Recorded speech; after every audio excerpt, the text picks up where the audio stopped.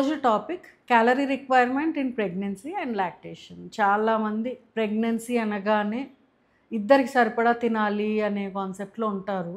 చాలా ఎక్కువ తినటానికి ట్రై చేస్తారు అండ్ వాళ్ళ పేరెంట్స్ కూడా ఎక్కువ ఫీడ్ చేస్తూ ఉంటారు. బట్ క్యాలరీ రిక్వైర్మెంట్ అనేది ఇద్దరు మనుషులకు సరిపడా అనేది అవసరం లేదండి. ఫర్ ఎగ్జాంపుల్ ఒక లేడీకి ఒక సెడెంటరీ లైఫ్ స్టైల్ ఉన్న ఒక లేడీకి 1800 calories or 1700 calories per day అవసరం ఉంటే ప్రెగ్నెన్సీని 3 పార్ట్స్గా డివైడ్ చేస్తాము మనం. ఫస్ట్ ట్రైమిస్టర్ ఫస్ట్ 3 నెలలు, సెకండ్ ట్రైమిస్టర్ 4th మంత్ నుంచి 6th మంత్ వరకు, 7th 8th 9th month third trimester అంటాము. సో ఫస్ట్ ట్రైమిస్టర్లో అసలు ఎక్స్ట్రా క్యాలరీ రిక్వైర్మెంటే ఉండదు.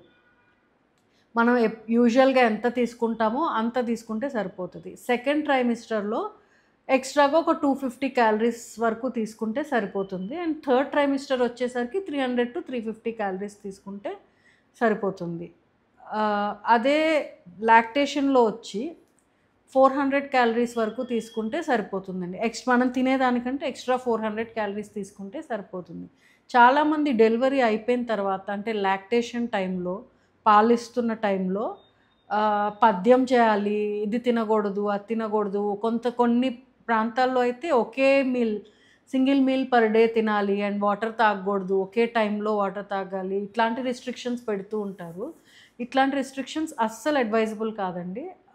లాక్టేషన్ టైంలో కూడా నార్మల్గా అయితే మనం ఎలా తింటామో 3 meals and 3 snacks అలానే లాక్టేషన్లో తినాలి. అండ్ ఎక్స్ట్రా క్యాలరీస్ కూడా మనకి 400 క్యాలరీస్ ఎక్స్ట్రా అవసరం పడుతుంది. అండ్ ఎక్స్ట్రా కాల్షియం చాలా అవసరం లాక్టేషన్లో.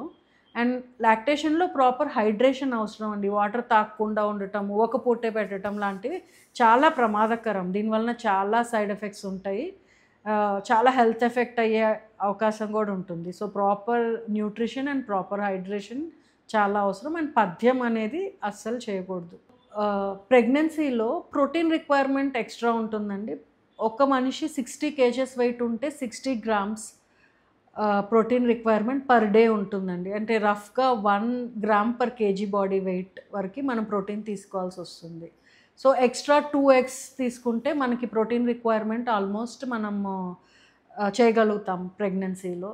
ఇంకా మనకి స్పెసిఫిక్ కండిషన్స్ ఉంటాయి, లైక్ డయాబెటీస్ ఉంటుంది కొందరిలో, న్యూట్రిషనల్ డెఫిషియన్సీస్ అంటే ఎనీమియా లాంటివి, రక్తహీనత లాంటివి కొందరిలో ఉంటాయి.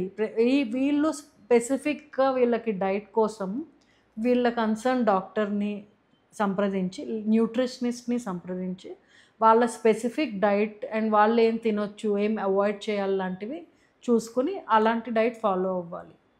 ఇంకా ఎన్నో హెల్త్ రిలేటెడ్ టాపిక్స్ గురించి తెలుసుకోవటానికి అండ్ మీ డౌట్స్ క్లియర్ చేసుకోవటానికి ఈ ఛానల్ ఫాలో అవ్వండి. Thank you.